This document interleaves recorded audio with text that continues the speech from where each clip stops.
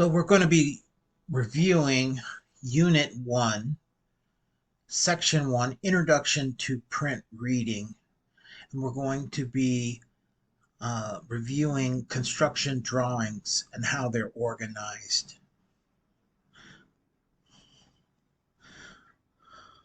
Unit 1, Construction Drawing Organization. So learning objectives. We're going to explain why drawings are important in the construction industry, and we're going to identify what is included in a set of construction drawings, and we're going to be able to, and ourselves, describe how drawings and prints are made and how to handle prints.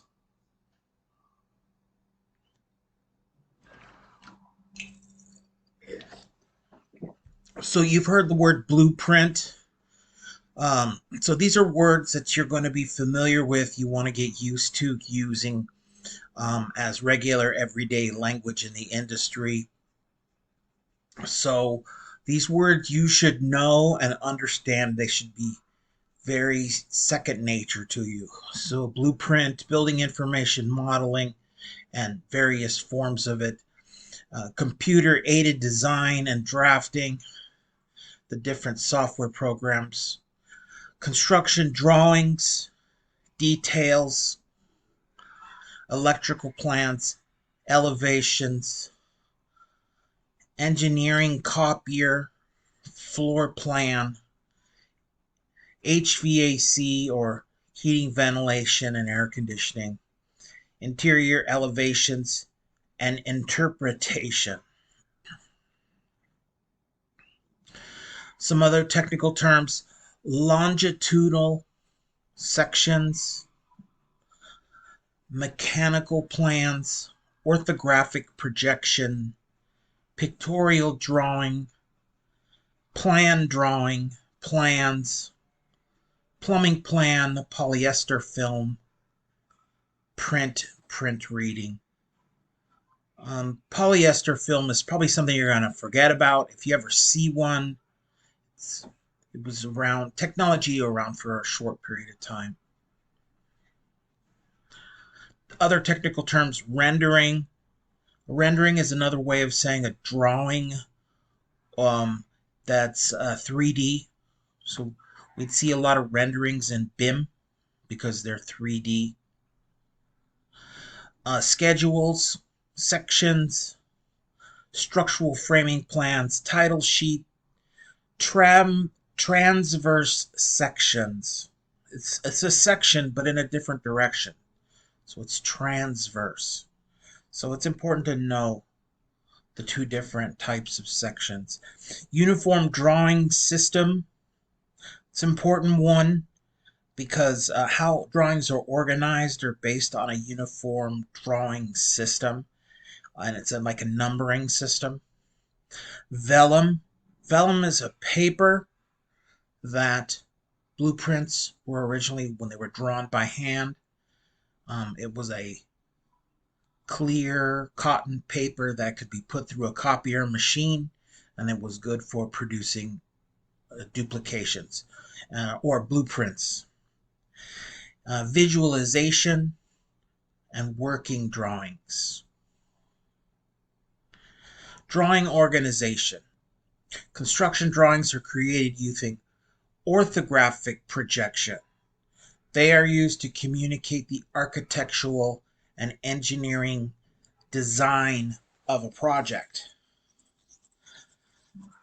They're supplemented by specifications, which are also included as part of the documents, the construction documents.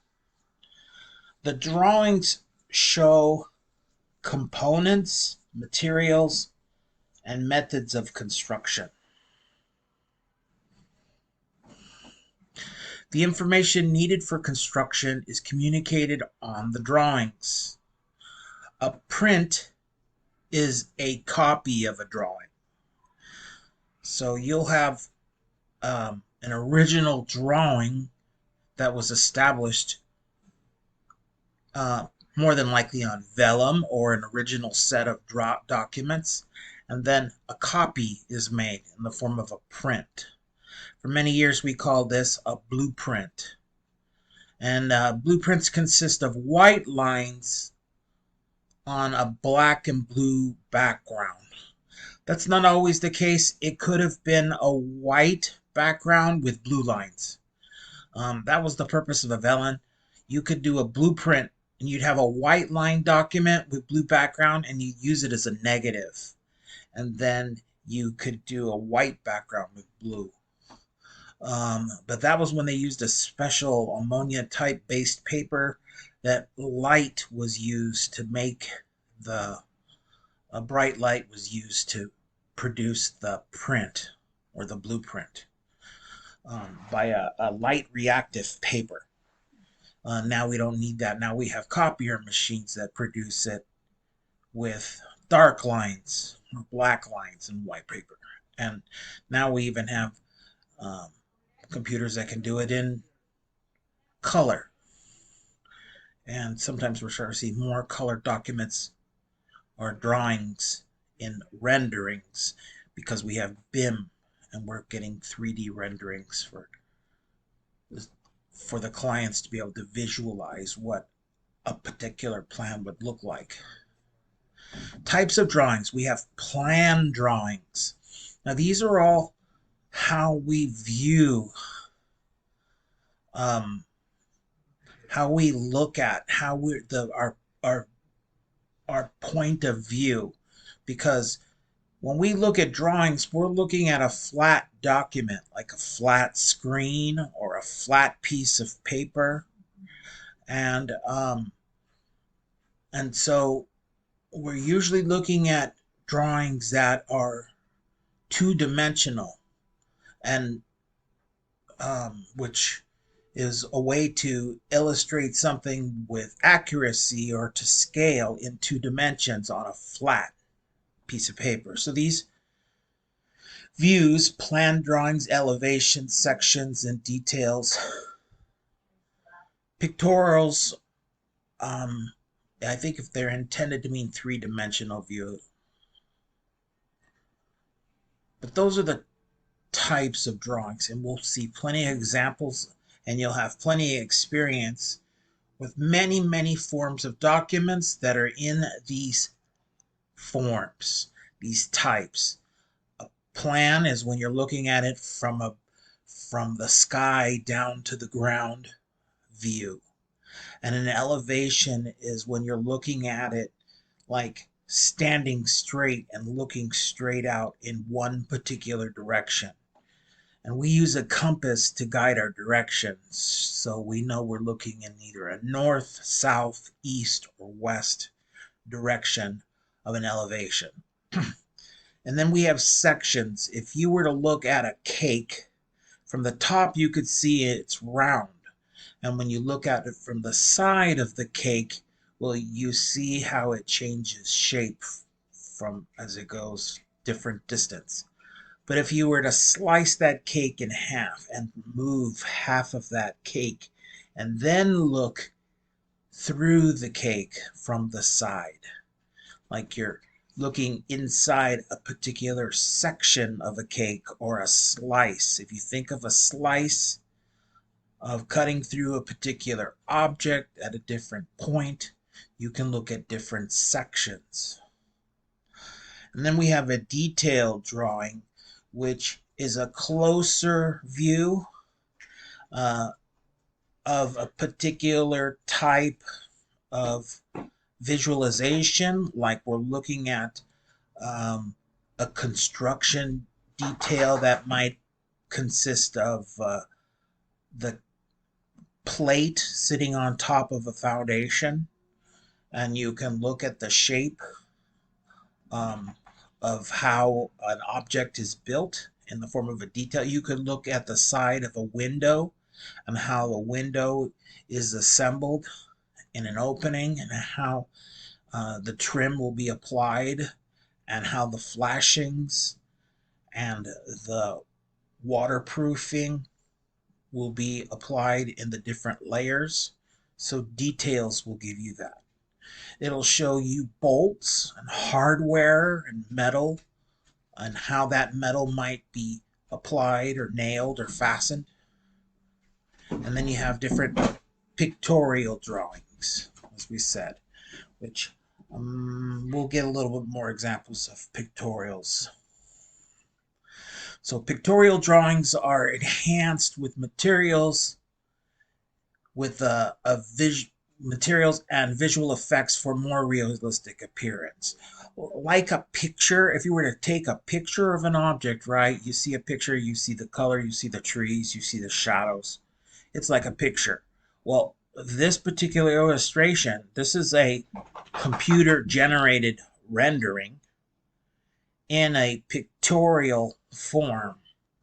This is computer illustrated. All these lights and everything are computer generated, including the shadows. But this is a perfect example of a BIM created plan or structure, a BIM model, because this is all computer generated, and this allows the owners and the clients a visual representation of what the finished building would look like. And that's what BIM gives you, is the ability to see this type of rendering before a building is built. And then if you decide to continue to build this structure, then you have a model that you can use to help produce your construction documents and your blueprints. So it's like having smart blueprints or smart plans. This is BIM. On a small construction project, all necessary information for construction is usually included on the plan, drawings, or drawing, elevations, and some sections and details. On larger projects, drawings making up a set of construction documents are typically organized in sections and have a letter identifying each section. So the Uniform Drawing System, I mentioned this, is very important. UDS, letter classifications. So if you ever look at a set of documents and they have letters, the letters, and people always assume A for architectural. Well, that's kind of true, but not always. Each letter doesn't represent. So G for general. So all pages named are going to be G, and those are usually your front initial pages. H for hazardous materials. V for survey mapping. And you'd see a large set of documents. These plans start in this direction because your general plan, your scope of work, some of your building codes that you might be referencing, and then any identification of any hazardous materials on the job site, hazardous conditions will be established in some sort of survey. So any information can be presented at the beginning. And then survey mapping of the property. So measurements, site maps, plans that can become from the builder, from the developer, from the city. And then geotechnical reports, which gives you information about the soil conditions and to help you establish what kind of foundation will be necessary to support whatever type of building you're going to build. Then there's the civil plan. The civil plan shows where the structure is going to be in relation to the property line and be able to identify the street, fire hydrants, possible fire safety path of travel for emergency services, and utilities. And then landscape to show you hardscape and landscaping. things that are aesthetic to the property, and then structural, um, the foundation plans, the framing plans, any concrete structural work, metal, steel work, and usually these structural plans are developed by an engineer. You have your architectural plan, which gives your basic shape of the building, what it would look like, but the structural portion is not only what it looks like, but more importantly, how something looks usually varies based on its shape, and structurally, um, how you want something to look is usually achieved by some type of structural engineering to make sure that it supports itself. So your architectural plans give to the shape and the look and feel of a building and a space. Then you have interiors, I for interior sections. So if you had illustrations that are more uh, showing you how um, spaces are occupied with furnishings or laid out with equipment, or furnishings like office furniture or your furniture, or how walls could be decorated with trim. Um, that's with the interiors portion. And then equipment, um, various type of equipment, both residential, commercial equipment, could be heating and air conditioning equipment, um, computer IT equipment if you are running some type of network server type of equipment. Also, you could have um, audio, video, surveillance equipment. So it'd fall into that category of those pages. And F for fire protection.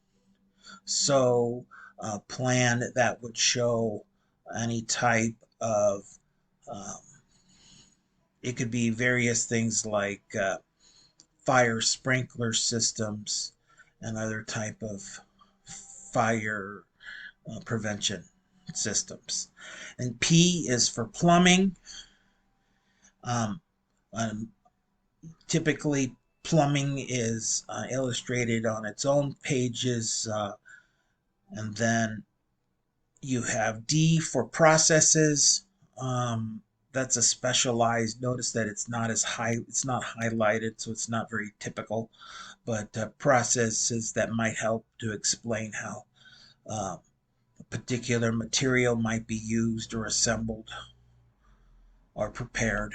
Mechanical, representing the heating and air conditioning system and how um, those mechanical work, fans and ventilation, ventilators and other type of metal are routed and attached. Then you have your electrical section, so pages that will show electrical distribution and lighting. W for distributed energy. Um, I'm wondering if that is for some type of solar system. T for telecommunications. Um, another, you might see like telecommunications might fall under information technology, IT, and sometimes they use the same wires for networking systems. So telecommunications could be another utility. And then R for resources, X for other disciplines, and a Z for contractor and shop drawings, um, and O for operations. So shop drawings is a good example of um, a specialized, more detailed drawings that are not produced by the architect, but are usually produced by the contractor.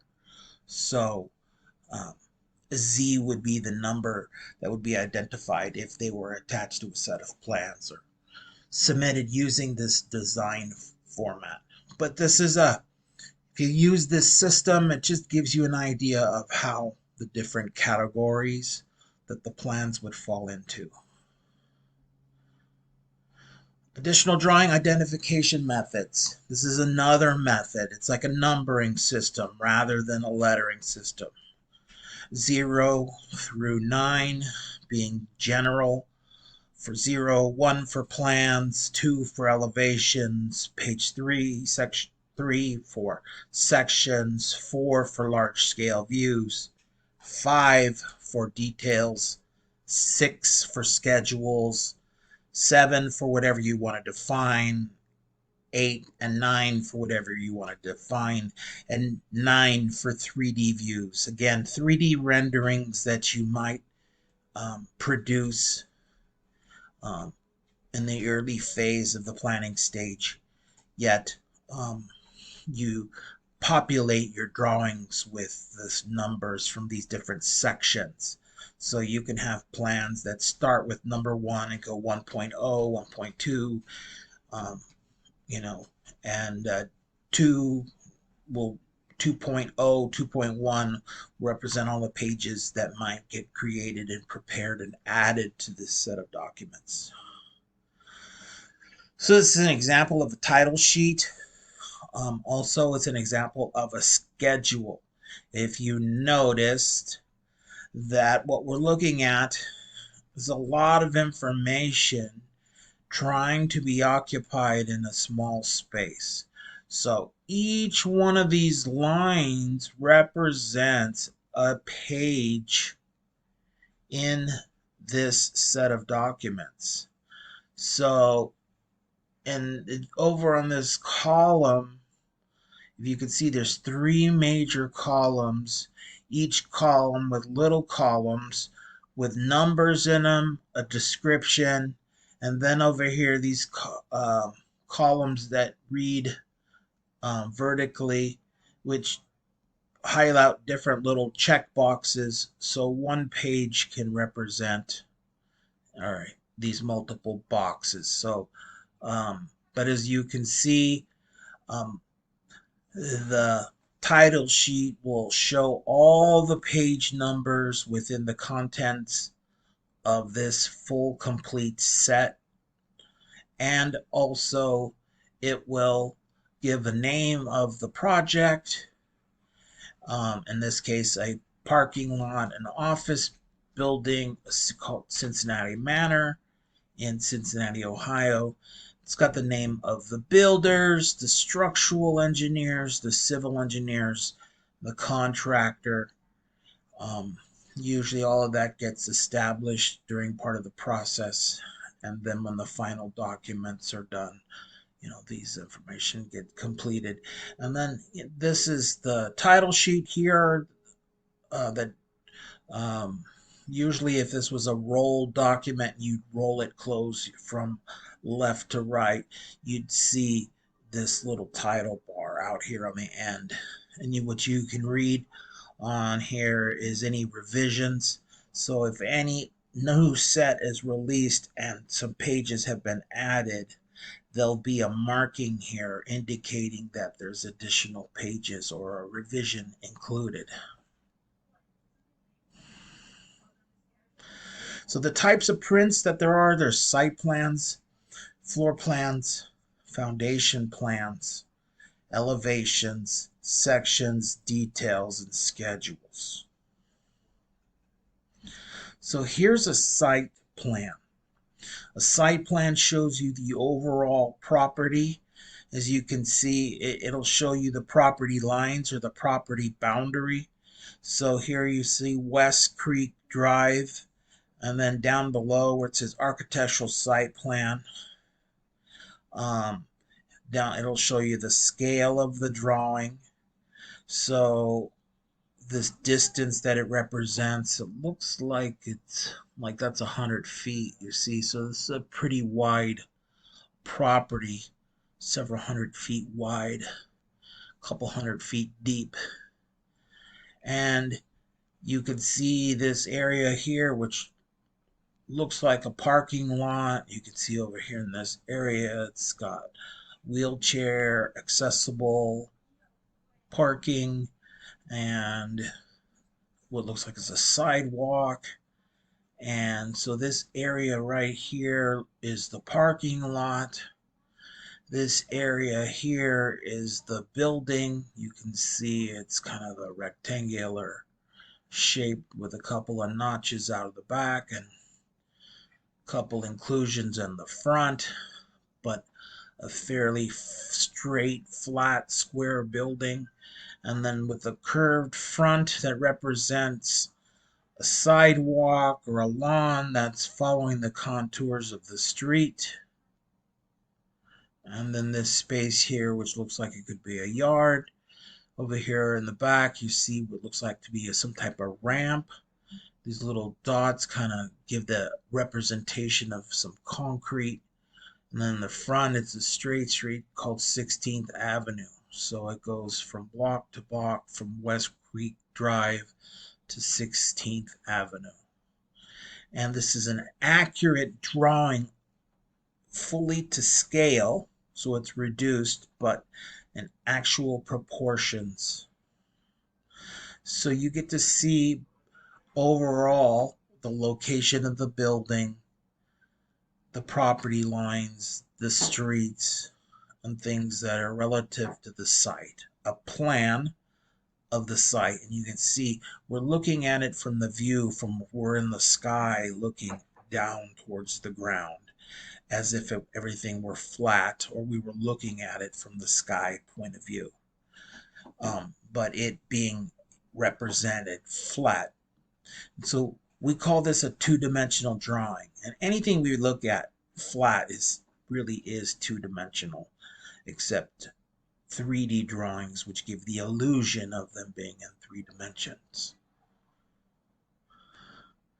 This is another plan. Again, we're looking at it flat from the sky down.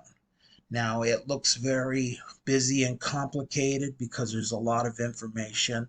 It has a lot of, these lines are dimension lines. So all these little they're basically arrowheads, little cross sections, and they represent the lines the dimension lines to represent a point to another point. So you can see all these dimensions of the walls or from the center of the walls. So lots of measurements and lots of points to be measured. And then inside you can see the rooms. You can see electrical fans. You can see doors.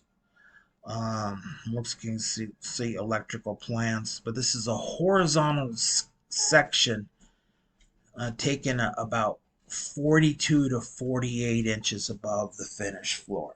So really, when we're looking at a plan and we're looking down on it, this is what the room would look like from the top down if we were to slice across the building.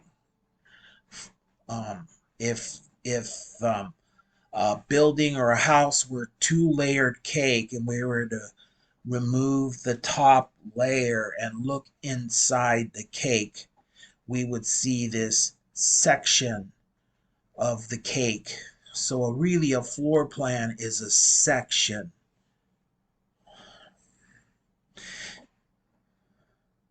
Structural floor framing plan. So this is a floor plan, but it shows you concrete work, framing work.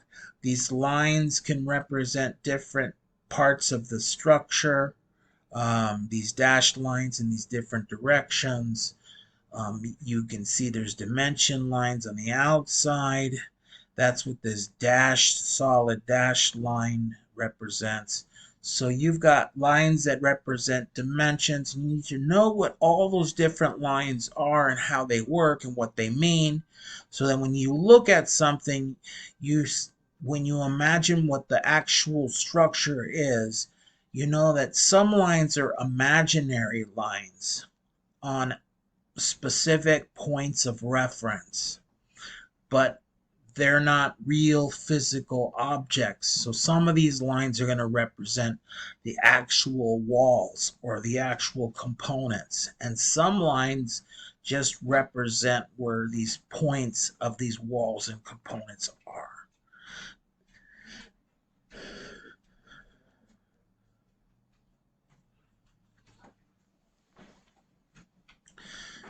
Elevations show the exterior or the interior features of a building.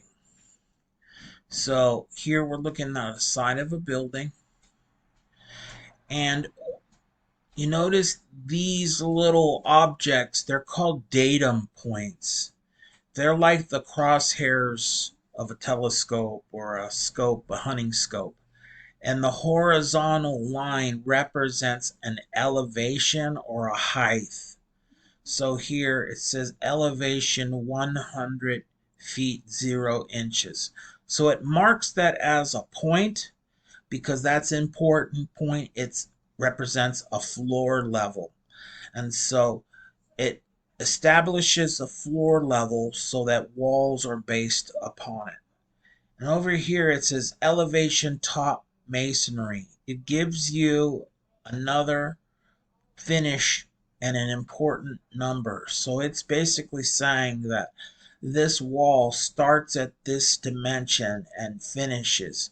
So if that's 100 feet, this is 111 feet 4 inches. This wall is 11 feet 4 inches from this point, from this data point to the other data point.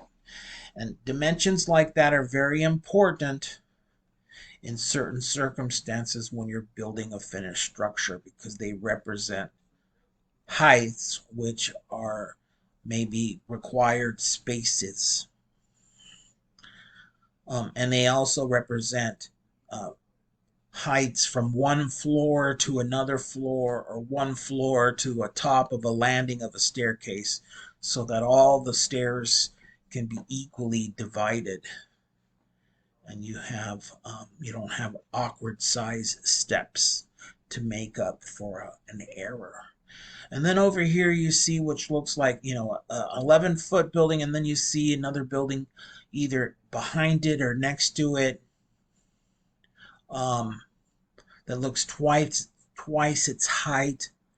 Then what appears to be a metal door, a large metal door. We could assume it's a roll-up door by these horizontal lines. And then right here you can see a hollow metal door and frame. When we look at this is metal siding. This is telling you that's what these lines represent. And then over here, this is a gutter and a downspout system. So here's your gutter, downspout right here. And here's your gutter going across the side of this building here. And then this line here is a section line. And notice that it has what looks like an arrow. So that is that is basically a pointer or a direction. So see also it goes down, and as if a knife were to slice down through that section of the building with that through that line. And notice it's got a little flag also in the direction that this arrow is pointing. That's the direction that we are looking at. When we slice through the building is turned. So if we were to go to drawing 02A 4.01, we would see what it would look like if we were our eyeballs were in that direction of the arrow, from looking from this direction this way into this section of this east elevation. Here's another type of section that just shows you more datum points because there's more levels. See, there's a datum point for the top of the stairs here, a datum point for the top of the stairs here, then to the finished floor on the other side, and then a data point for the top rail. And the reason that they have data points is because these are all crucial numbers that should not vary if the building is built properly. These elevations are all relative to each other or relative to a crucial point. Like handrails should be measured off of a floor, and one floor can be measured from another floor. And the landing between two floors needs to be proper because maybe this landing is not in the perfect place, or maybe there's an extra two steps on this side of the stairs as opposed to this one. And the steps may vary by ever such a slight amount. And so they need to be equally distributed so that they're equal in size. So it's important to know these elevations so that all the stairs could be equal in height, so that they're safe, because the body is used to stepping at remembering the height that it steps at. And if a particular step would all of a sudden change its height and cause someone to trip, that can be a fault of the builder. Details show you extra information needed to build a complex structure. So I mentioned waterproofing. This is up on the roof of a flat roof. This is a roof hatch detail. So it's showing you the cross section of a hatch and any metal flashing, showing you that water is protected or shielded and runs away from these inside corners, and the wood, and any detail about the structure underneath the different layers.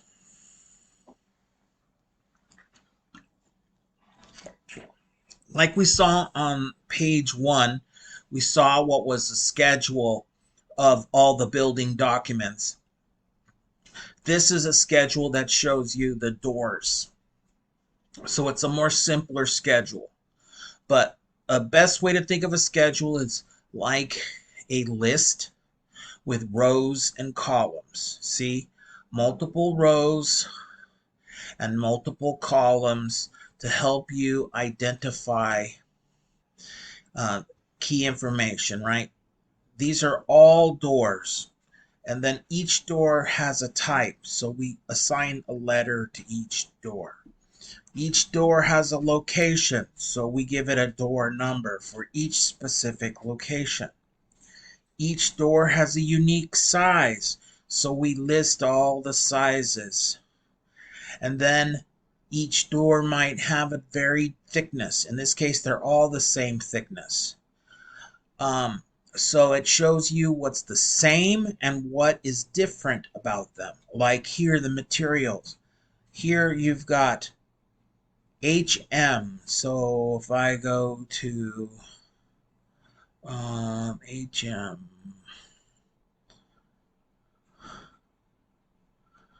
HM's going to represent something, but we've got steel, and then we have aluminum with glass. And then the finish, this is going to get an enamel finish, and all of these get painted. This steel door is pre-finished, so it comes with a color from the factory, you see. And then the frame, you have the doors, and then you have the door frames. So from the frame, you have the different types of frames. You have the different materials of those frames and how they're going to be painted. And then a detailed section here that shows you what page number to go look at, so you can see how that door is fitted or how it looks in its particular wall. Because maybe the wall is a stucco wall, maybe it's a 2x4 framed wall, or maybe a thicker 2x12 framed wall. So you look at the detail to get that information. Then some doors are fire rated. These two particular doors are C fire rated. And then any particular hardware. Here these are lettered. So there's a letter code system where you'd go to see the different hardware. Here we go. hardware schedule. So B represents lawn series IoT closers, and R represents manufacturer to provide a push bar, pull handle, and a closer with a threshold and weather stripping and a sweep. So something like you would see in a grocery store or a commercial building. That's what it's referring to, that type of hardware. Okay. And then any other remarks or comments. So things that are in common can be applied, like the curtain wall, see sheet A6. You go to sheet A6 and we'd look at that particular door. Here's another schedule that shows you room finishes. So again, rows and columns, and then each organized in a fashion to help convey a list of information. In this particular case, a list of finishes and a list of rooms so that you can make sure that you get all the different paint colors. So PT could represent paint. GL is glass. And PT is, oh, again, paint. And then ACT is a 2x2 acoustical ceiling tile. And then the ceiling height. So it's letting you know when you that acoustic tile is going to be applied at a height of 9 foot. Oh, right? Because this is going to be like a commercial building, and so you've got real high ceiling, and then you have a suspended acoustical ceiling. So that's why the height is established or is important. Additional drawing plans show structural framing. So we see the floor, how floors are built, how a roof is built, how different wall sections on the framing are built. We'll also see plans that show plumbing and how hot and cold water systems or sewage disposal or plumbing fixtures, their locations and their routes. Um, We'll see mechanical drawings that have HVA or the heating, ventilation, and air conditioning systems, the different routing for the mechanical piping. And then we can have plans with electrical plans that show how wiring is routed, where light fixtures are going, or any devices that might be going, switches or plugs and different outlets. So, a little bit about careers in construction.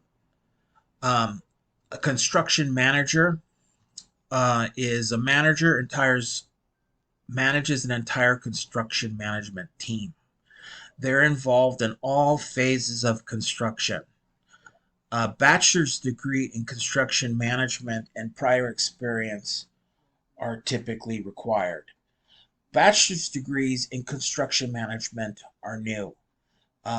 Project management is a degree, but construction management is more for building and for builders, and it includes being able to help plan a building, manage and hire a team to build that, including the builders. So it's like being a owner or helping an owner properly spend a project.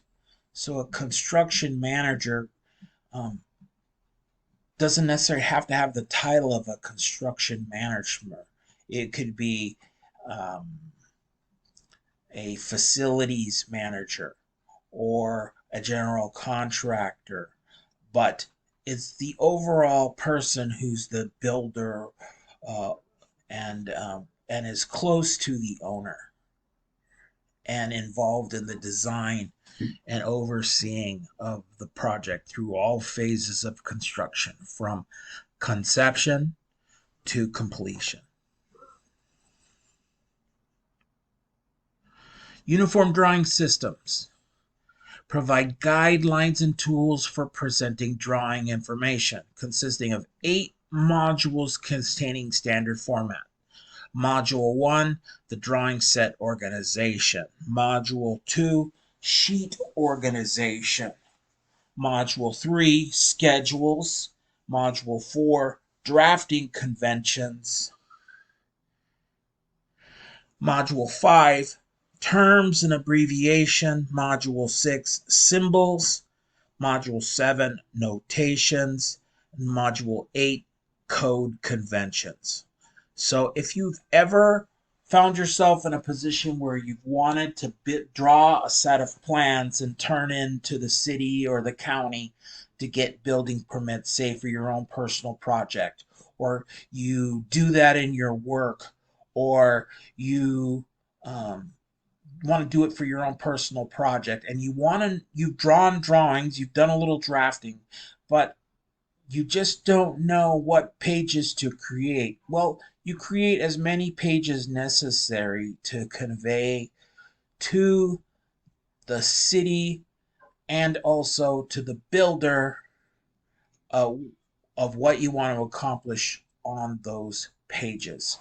And if you use the drawing system, then you will make sure that you cover all the proper areas of how the drawing is organized, how to name the sheets, any schedules that you may want to create in order to properly account for the different items, and then any drafting conventions, whether what tools you might use on how to draw that drawing or convey that drawing.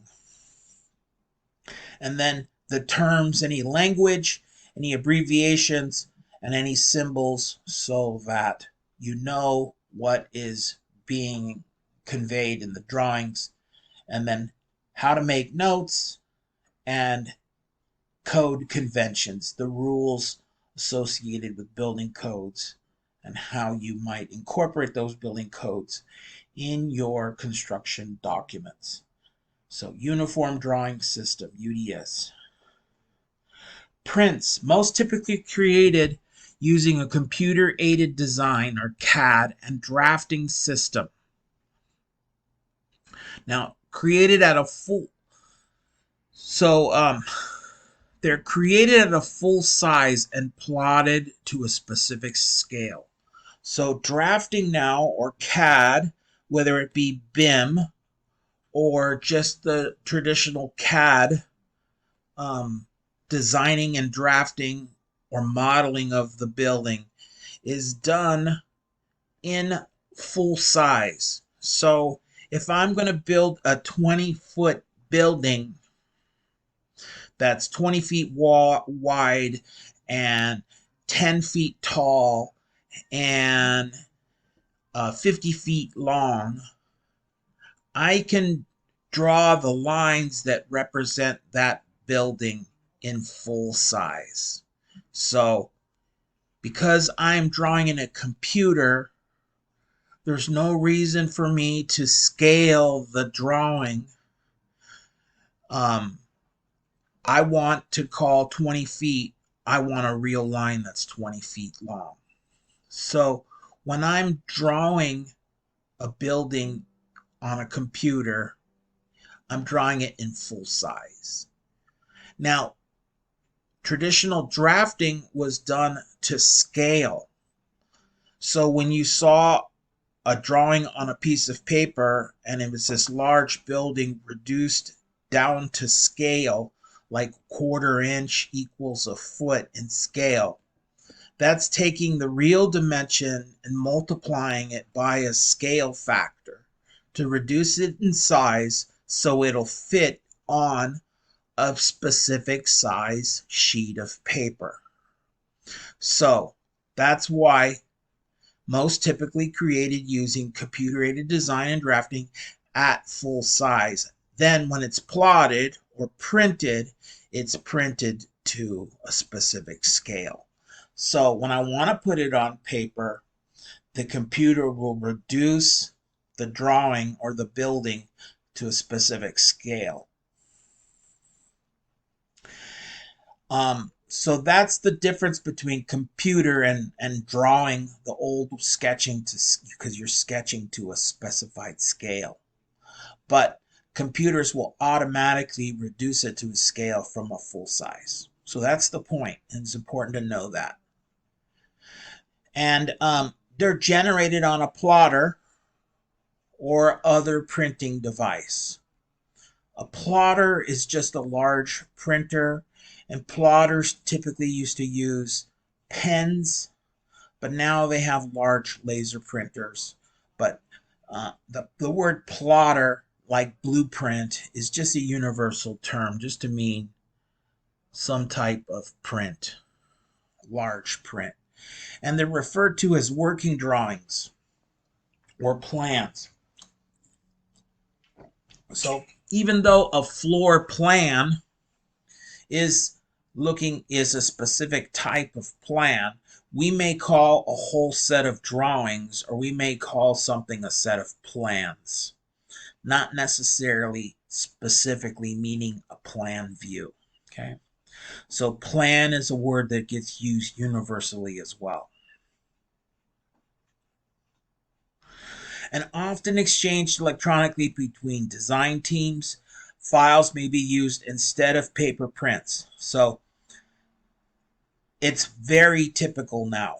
So drawing now is done more by computer than it is by hand. And computers have changed so much that now we're going into modeling. And so it's not your traditional CAD type of drafting.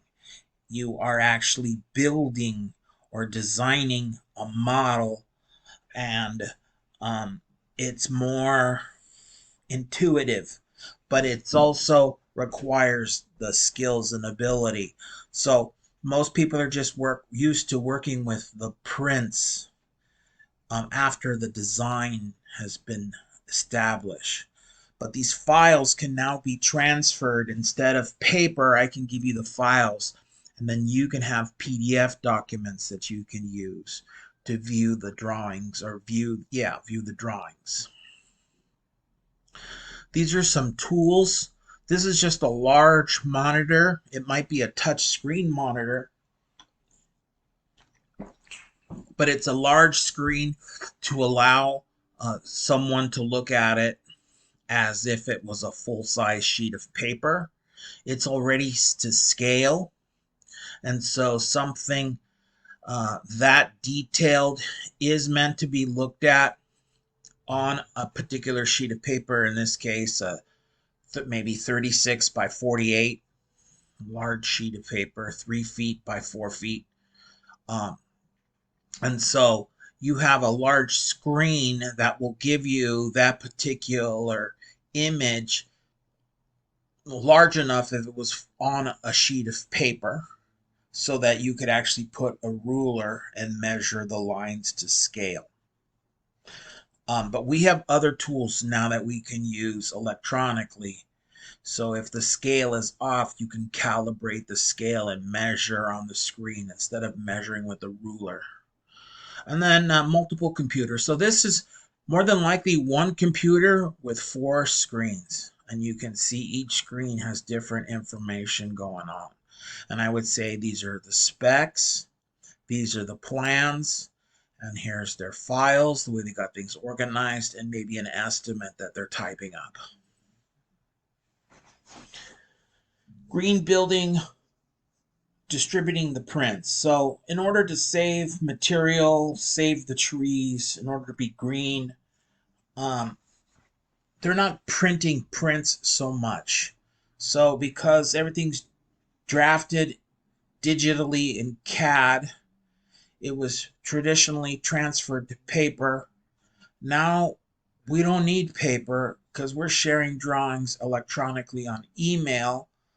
I'm not going to send documents for you to print papers when you could spend $300 in paper for a roll of a drawing, where I can give it to you for free, and you only need to look at a few pages anyway on your computer.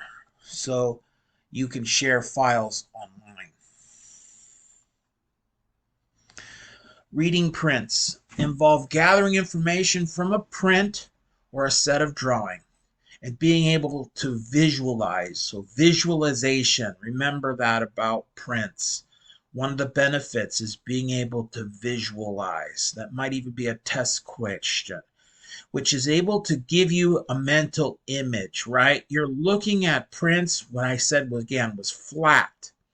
So you're trying to visualize what it's supposed to look like in your mind in a real object three-dimensionally, which is why we've gone to modeling. So owners who have difficulty visualizing a completed project, the computer helps them by visualizing and providing pictorial or renderings. Very expensive and requires a lot of computer horsepower to do that.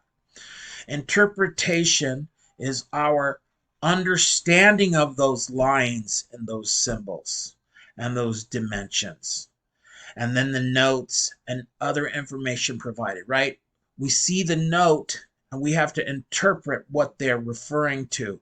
We see the dimensions and we have to interpret the particular spaces that are being conveyed. We see symbols and we need to interpret the symbol to know that one is an electrical symbol and another is a schedule or a numbering symbol, and another could be a symbol to represent an object like a door or a window or glass or concrete. So being able to interpret all and understanding all the lines and the symbols and the dimensions and other information is all part of reading prints. So remember these two words, visualization and interpretation. That's the key takeaway of why we read prints, why prints are important. So the guidelines for handling prints. This is just common, I would say. These are expensive documents. You need to handle them with some care, right? Never write on the prints unless authorized. So if you've purchased the prints, you can. And now that we have other format like digital, we can use tools like Bluebeam Review to read those documents. So now writing on the prints is not so bad because we can keep those are our notes and we're not destroying a one-of-a-kind finished print where now you can share multiple copies and each person can make, not necessarily make changes, but could write on the prints, make your notes, any proposed changes if you wanted. But keep your prints clean. Don't eat or drink near prints. Always fold or roll prints carefully. So you fold prints, you fold them in half in one direction, then you fold them in half in another direction, usually to the size of 8.5 by 11. Or you roll the prints from the binding being the center to the outside edge, and you'll see a label exposed.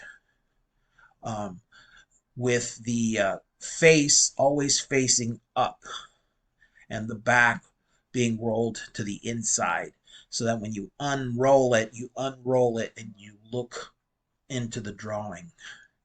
And then keep the prints out of direct sunlight because the pages will turn yellow and they'll deteriorate. And keep in a clean, dry place. Okay, we're going to do a quick test.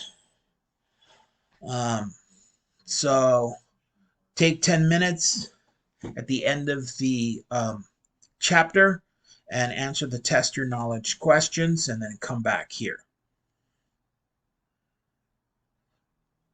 You should now have unpaused your computer, and now we're going to go over the answers for the test your knowledge. And keep in mind, take 10 minutes to do that, right? You want to be able to answer these questions in 10 minutes or less. And it needs to be something that becomes very second nature. So, this is the answer key. Oh, so we're not actually going over the questions. So these are the answers. One is your painting plan. Two is when the building is a smaller job on a residential project. So if we want, I'll go over that with you, and we'll answer some of those. Okay, so first question is, which is not a common type of drawing? And a mechanical plan, a plumbing plan, a painting plan, foundation, they're all common drawings. So if you notice, I never said anything about a painting plan. If anything, we talked about painting. Painting was on a schedule. So I know there's a painting schedule, but not a painting plan. So that's the answer. Uh, Under what conditions can the electrical plan be included on a floor plan? When the building is a smaller job or a residential project? I'd say yes. When when the print paper is scarce? Not a good reason.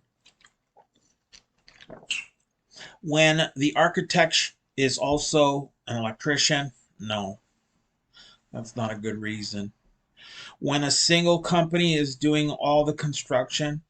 Again, that's not a reason to put a combined electrical floor plan. And there are no conditions when the electrical plan can be included on the floor plan. See, that's not true either. We know that electrical plan could be on its own plan, or it can be combined with uh, included on a regular floor plan. So, but on a smaller job, because it can be complicated, but I've seen it. Which drawings would show the location of a building fire suppressor sprinkler system? I would say a building sprinkler system would not be shown on any drawings. No. Plumbing plan. No. Site plan.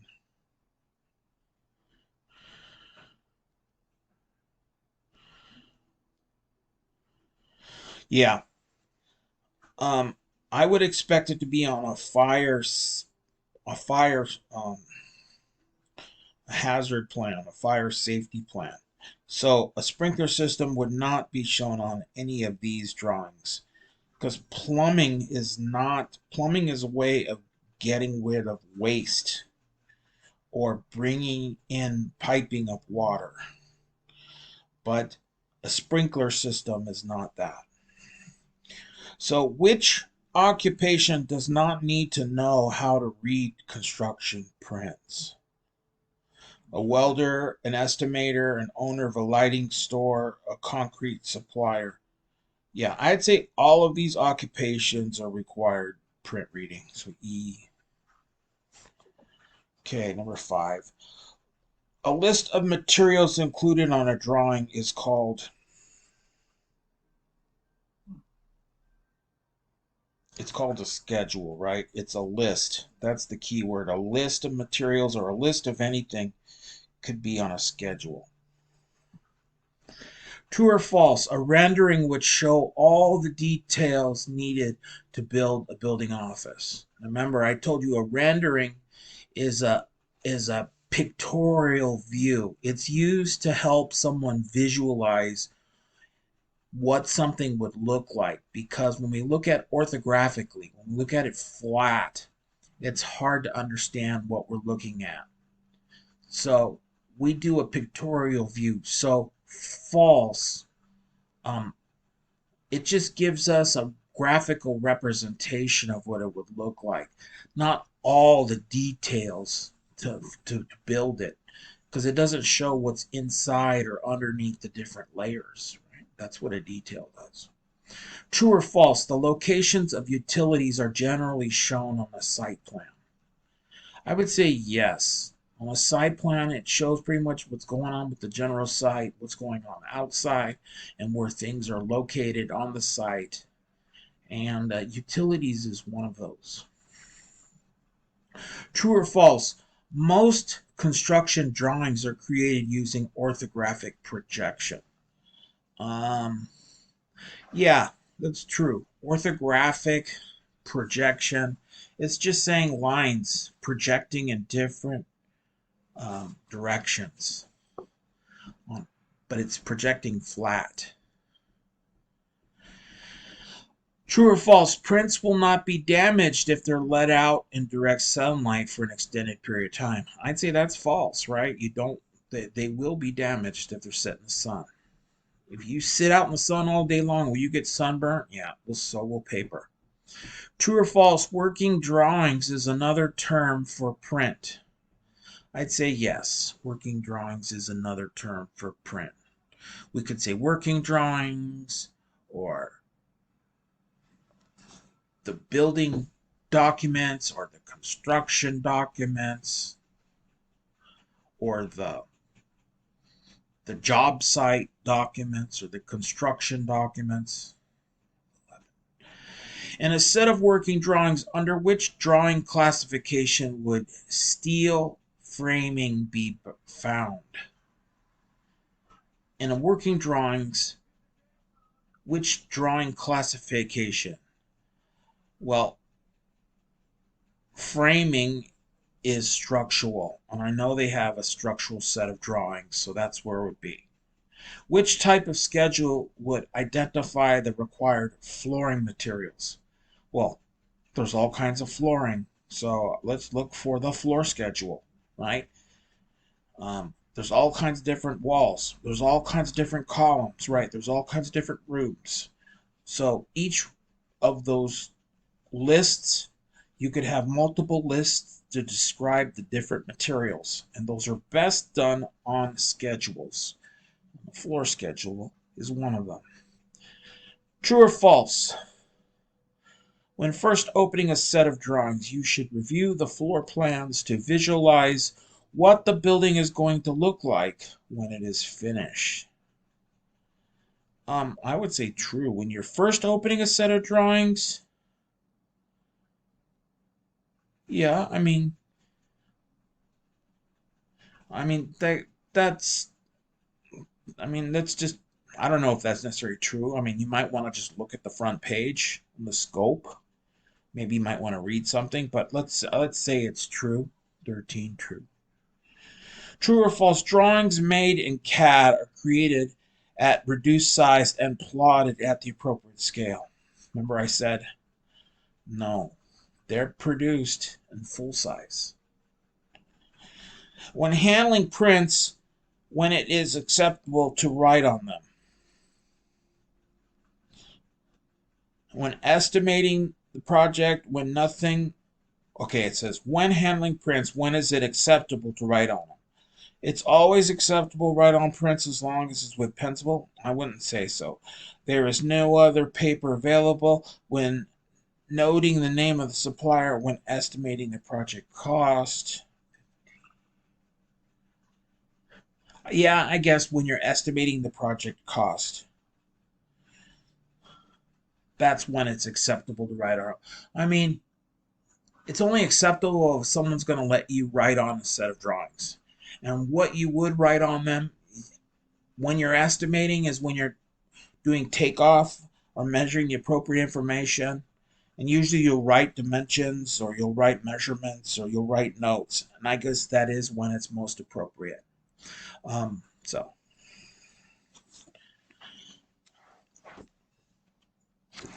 let's see here. Almost complete. What's the name of the sheet that identifies individual drawings on a project?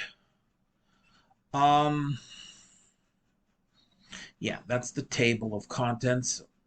No, I'd say the title page, right?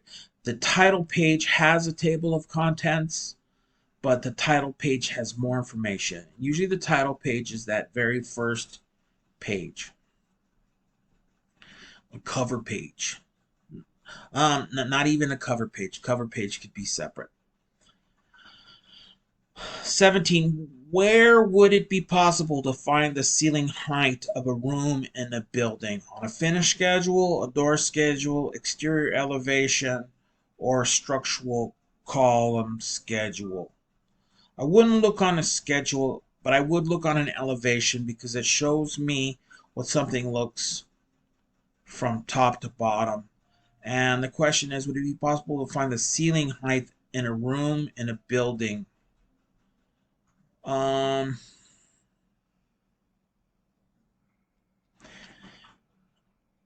yeah, the room finish schedule, because if you remember when we were looking at the finish schedule, it had the ceiling tiles and it said the height of the ceiling for the ceiling tiles. So that is possible. So otherwise, the questions that's for this book that would be appropriate. True or false? A detail is usually drawn at a smaller scale than the related section or plan view.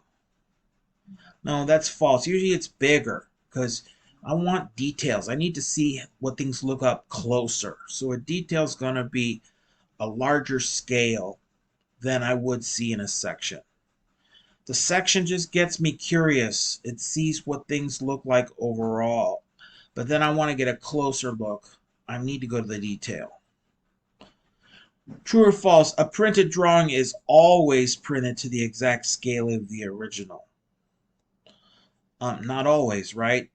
I could print something half size, or I print to fit a piece of paper. And so something could be drawn at a particular scale. A drawing that I may receive may be intended for a 24 by 36 sheet of paper. And then I don't want to print it on that size sheet of paper. Now I'm going to print it on a smaller size piece of paper. So when I do that, it gets scaled down again. So it's important to know when a set of drawings changes from its original scale. So the answer is false. It's best to roll prints rather than to fold them. I would say true because it keeps them flat so there's no creases. All right, so that covers this unit. If you have any questions, send me an email. Otherwise, you are free to proceed to the next section, take the pretest, and take the quiz.